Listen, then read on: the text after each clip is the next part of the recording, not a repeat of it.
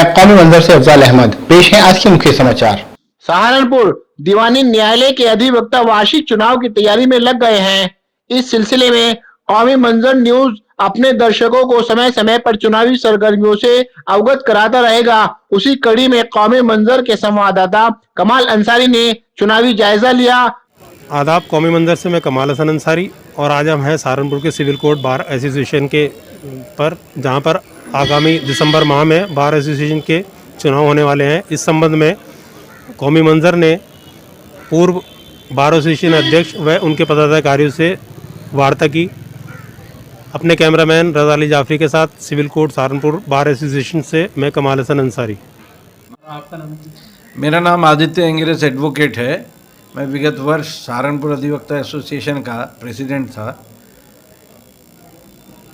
हर वर्ष हमारे यहाँ वार्षिक चुनाव होते हैं हमारे बायलॉज के हिसाब से, और उत्तर प्रदेश बार काउंसिल से हम लोग एफिलिएटेड हैं।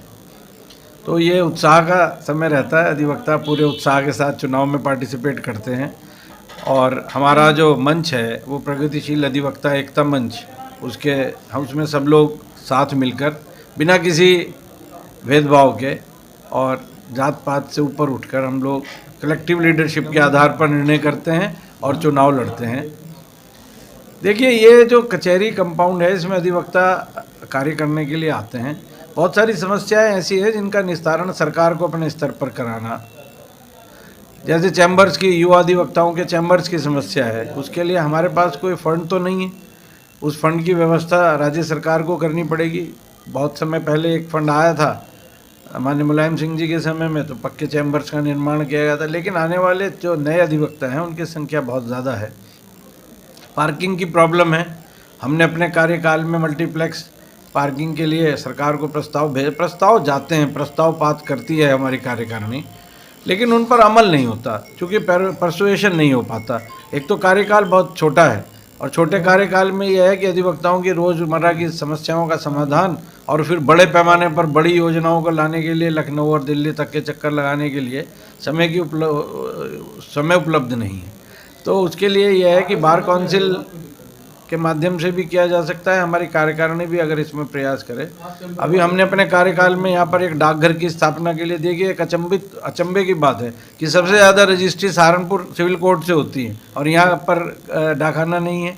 हमने डाकखाने के लिए प्रयास किया था, लेकिन कुछ हमारे सहयोगियों ने उसमें विपरीत विचार रखते हुए वहाँ कुछ खत्तो खिताबत करी, तो वो डाकखाने का हमने सीएमओ साहब और डीएम साहब से मिलकर यहाँ स्थायी रूप से डॉक्टर बिठाने की व्यवस्था करी थी। क्योंकि अधिवक्ता अगर या वादकारी या कोई ऑफिस का हमारा एम्प्लॉई अचानक से बीमार हो जाए तो आसपास कोई व्यवस्था नहीं है। तो ये चीज़ें हैं, लंबे जनहित में, वादकारी के हित में, अधिवक्ताओं के हित में हम लोग प्रयास करते रहते हैं और चलता रहता है। और ये वार्षिक चुनाव है, 11 महीने का कार्यकाल होता है, उसमें बहुत ज़्यादा उम्मीदें संभव नहीं है। और ये तो वैसे भी कोरोना काल है। अब मौजूदा कार्यकारिणी ने जो कुछ किया है वो आपके सामने है, उसमें करने के लिए बहुत ज़्यादा नहीं था। और एक और बहुत इम्पॉर्टेंट बात यह है कि हमारे कोर्ट के बाहर हम लोगों ने जो है वो गरीब लोगों के लिए भोजन की व्यवस्था करा रखी है। वो भी कार्यक्रम चल रहा है निरंतर, लगातार। लॉकडाउन में भी जारी रहा, अब भी जारी है। उसमें जो व्यवस्था अधिवक्ता समाज मिलकर करता है वो चलता रहता है। लेकिन यह है कि अब आने वाले समय में चुनाव है, सब अपने अपने स्तर से प्रयास करेंगे और मतदाता का अधिकार है, वो योग्य उम्मीदवार को चुनाव में अपना मत देगा और वो जब चुना जाएगा फिर उसका कार्यकाल प्रारंभ हुआ। जो भी रुके हुए कार्य हैं उन्हें आगे बढ़ाना चाहिए। अधिवक्ताओं को मदद करने के लिए शासन स्तर पर कोई सहयोग नहीं होता। राज्य सरकार भी उस मामले में गंभीर नहीं है। मैं किसी पार्टी पॉलिटिक्स की बात नहीं करता, लेकिन आदरणीय मुलायम सिंह जी अधिवक्ताओं को लेकर बहुत ही ज़्यादा लीनियंट थे। उन्होंने अपने कार्यकाल में जो भी कुछ कर सकते थे करने का प्रयास करा।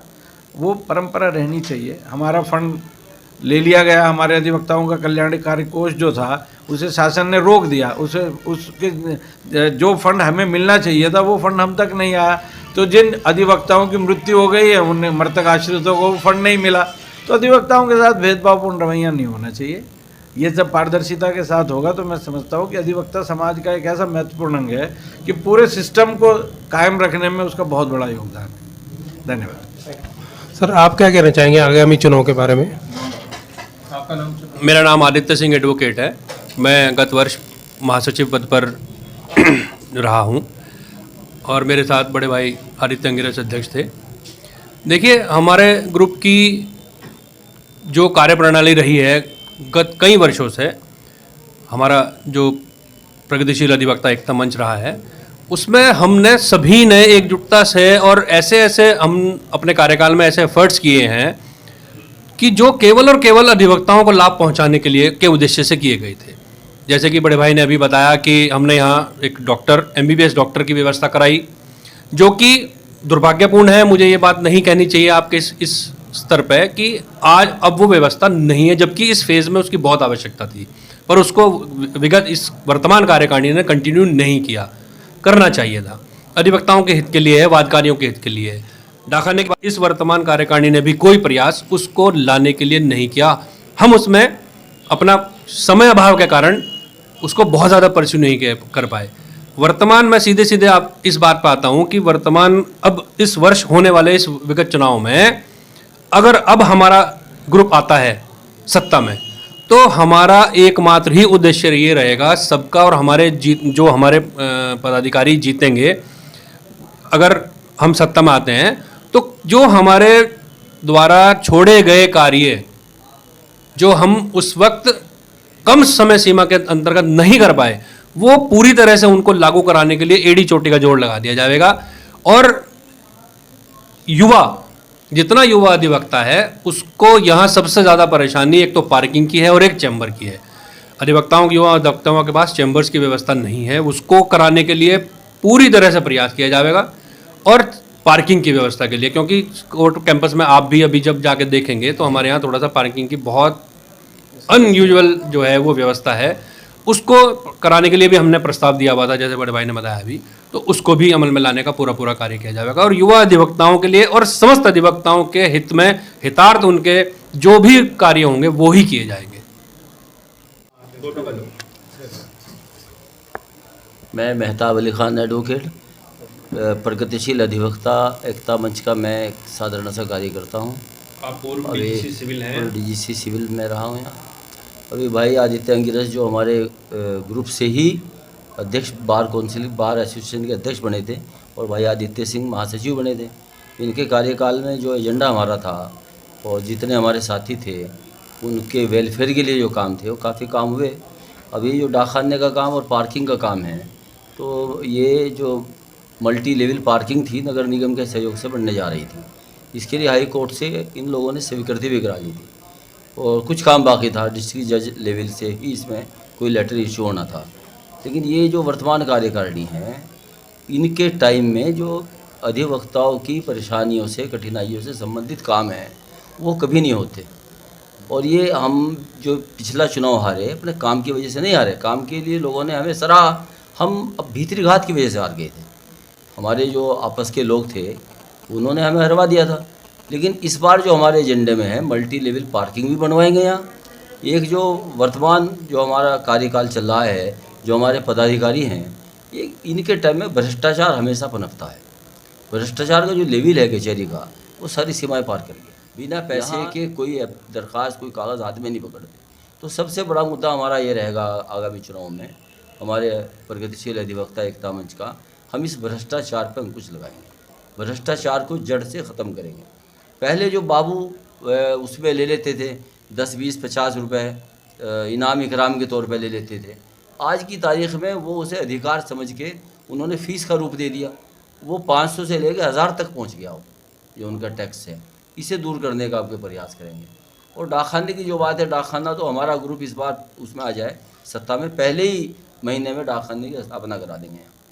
तो काम यह है, ये जो हमारा चुनाव होता है ये अधिवक्ताओं के कल्याण के लिए, अधिवक्ताओं के वेलफेयर के लिए ये एसोसिएशन बनी हुई है। उन्हीं के सर्वप्रथम तो मैं आप कौमी मंजर जो आपका चैनल है उसका मैं धन्यवाद अदा करना चाहता हूं कि आप अधिवक्ताओं की जानकारी लेने के लिए उनकी क्या क्या समस्याएं है, आप यहां पर कोर्ट परिसर में आई है।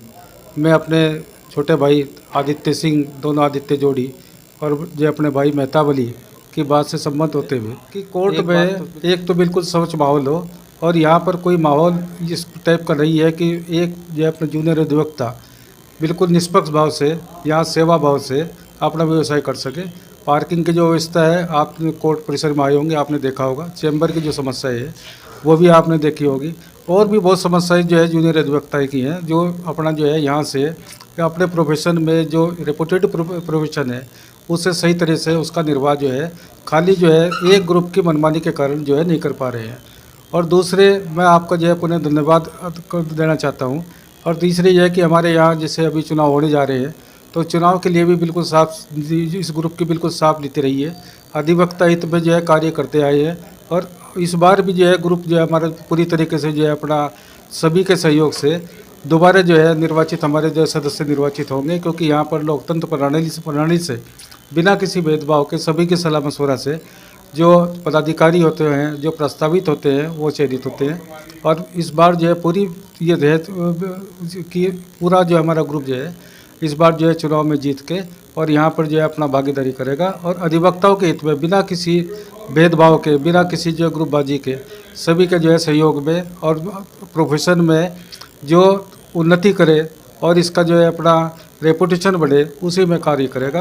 ख़ास तौर से जो ये पार्किंग की समस्या है, जो अधूरे जो कार्य छोड़े गए थे, डाकघर की समस्या है, पार्किंग की समस्या है, चैम्बर की समस्या है, और भी घरेलू समस्याएं भी होती है अधिवक्ताओं के, जूनियर अधिवक्ताओं के, तो उनका निराकरण जो है उनका जो है करवाया जाएगा।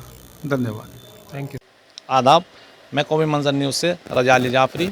दिन भर की ताज़ा खबरें देखने के लिए हमारे चैनल को लाइक करें, सब्सक्राइब करें और बेल आइकन का बटन दबाएं। आज के लिए बस इतना ही। देखते रहिए कौमी मंजर न्यूज।